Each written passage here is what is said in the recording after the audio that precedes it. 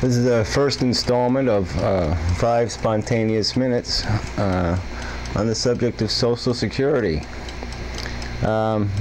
First off, Social Security isn't a pension program in the sense that you don't put an investment in it, an equity, and you get a guaranteed return that you can give to your kids or give to whoever or whatever. It's not that type of program. It's an insurance program. You're giving extra money because that's what people are going to need, people who are going to live past the retirement they could have afforded on their own.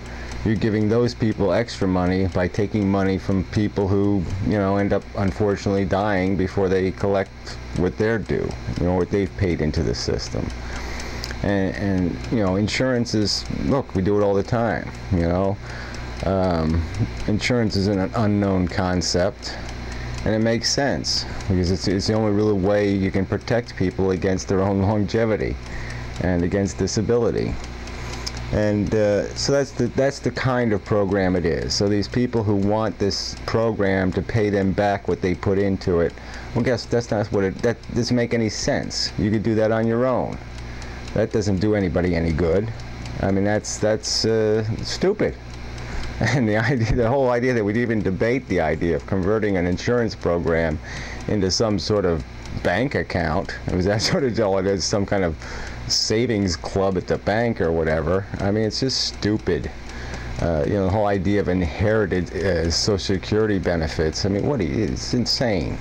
So anyway, the real fraud in Social Security, the fraud no one's going to talk about, is the $2 trillion in the trust fund that income taxpayers, which are the wealthier citizens, have essentially borrowed from the Social Security trust fund, which is the trust fund, guess what? It's made out of overpayments, today, taken withheld from people's income immediately. At the time they're doing their work, they're paying the tax. And so they put this extra money in so that rich people, income taxpayers, can essentially borrow it, $2 trillion worth, so they can invest the money in the stock market and they can make nice gains, 15–20% on their money, while the poor guy paid it ahead of time. So he's not only not getting interest on that money, he doesn't even have the capital itself. And here the rich are gaining extra percentage, because they get the better gains in the stock market on taxes they're deferring to some future date. And then, people like Steve Forbes or these other people come out with some flat tax notion because what they want to do, when it comes time to pay the bill, they don't want to pay the bill. The people who borrowed the money don't want to pay it back. What they want to do is come up with some scheme where they can get the poor people to pay themselves back. So that's the big fraud here. So when you hear these conservatives, these retards like the president, talk about the inequities in the Social Security system. Yeah, the inequity is that in the first place we don't tax wealth over $150,000, I think the limit is.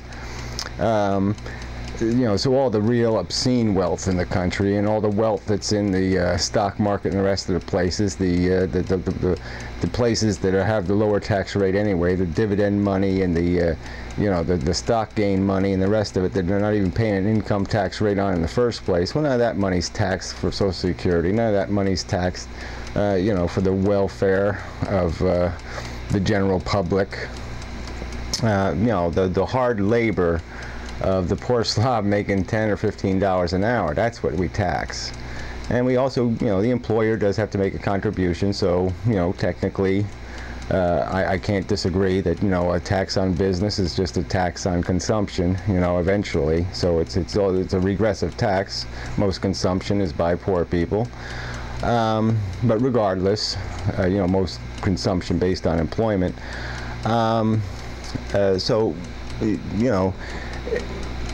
That's the system, and it's a racket.